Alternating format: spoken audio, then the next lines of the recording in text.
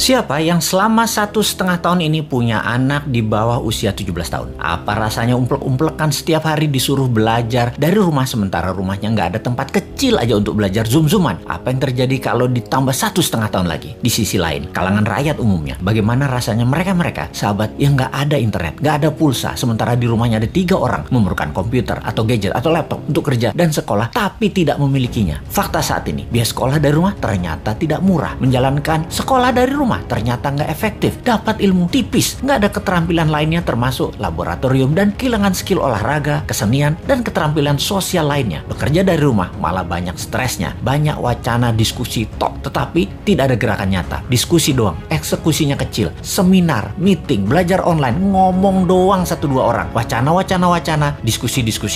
Rekening mah minus juga. Saat ini dunia bergeser jauh. Berapa lama kita akan menjadi seperti ini di bawah serangan virus? Jawabannya, kalau gini cara mengelolanya, selamanya, setidaknya sampai tahun 2025. Demikian kata WHO dan World Bank. Waduh, paling cepet 2023 awal deh. Tetap aja lama. Maunya tahun 2021 ini paling lama selesai deh. Vaksin dah tuh 100% orang Indonesia. Pertanyaan lagi, apakah selesai COVID? Ya nggak tahu juga. Menurut Ngana, selesaikah COVID ketika 100% manusia Indonesia sudah divaksin? Jawabannya nggak tahu. Misalnya, manusia setelah divaksin, efeknya tingkat kematian dan fatality-nya menurun, tetapi tetap bisa kena. Dimana kalau kena ya isolasi mandiri, katakan 10 hari. Setiap hari ada 30.000 orang bergantian bergiliran. Tiap hari ada 30.000. Karena 10 hari di isoman, maka yang dikurung hari itu adalah 300.000 orang per hari yang terkurung gantian sampai 100 juta orang. Gitu ya, 2 tahun itu bisa tercapai? Bisa lebih. Serem amat ya kalau ini terjadi. Untuk mencapai 60% populasi yang benar, ya bisa 2 tahun lagi, mungkin bisa 4 tahun lagi. Kalau hal ini terjadi, maka bukan hanya ekonomi yang ambiar, tetapi keterampilan sosial anak kita, keterampilan lainnya hilang. Bisa terjadi generation gap yang parah, di mana di tahun 2045, 24 tahun lagi, mereka usianya yang sekarang 10-20 tahun itu adalah mereka menjadi tulang punggung angkatan kerja dan usaha. Mereka, bayangkan, tidak punya keterampilan yang mumpuni. Maka angkatan yang usianya 50-70 tahun di kemudian tadi masih tetap bekerja dan ini tidak efektif. Maka gawat kalau bernegara tidak ada yang memikirkan hal ini, tetapi lebih memikirkan tenaga kerja asing bagaimana bisa masuk terus dengan dilindungi pejabat paling berkuasa. Alhamdulillah berhasil masuk terus. Itu lebih penting baginya sekarang. Saat ini generasi mendatang, ngapain gue pikirin katanya. Yang penting saat ini lagi berkuasa, gak ada yang boleh halangin. Pokoknya gigi 5, gaspol, gue harus kaya. Lalu siapa yang urus generasi muda yang sudah 1,5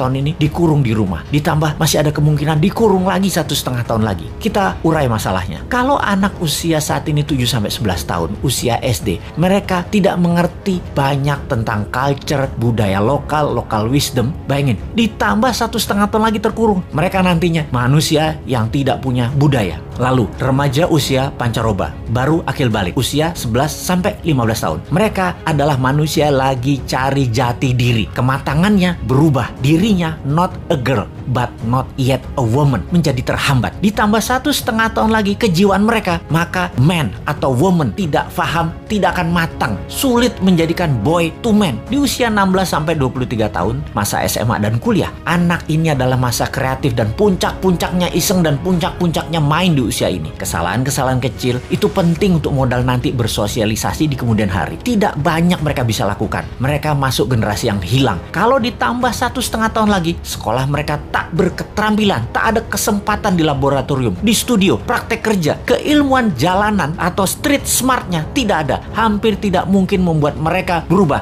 from man to gentleman. Ada 40% saat ini dari populasi Indonesia yang usianya saat ini 7-23 tahun. Yang 20 tahun lagi mereka merupakan tulang punggung keluarga, bangsa, negara. Jadi apa mereka ini nantinya? Ada yang mikirin pelindung nikel, mikirin. Yang pasang baliho jualan tahun 2024 itu mikirin. Yang menjabat sekarang mikirin. Kalau bosman, ada tuh bala muda walau kecil, kita berjuang.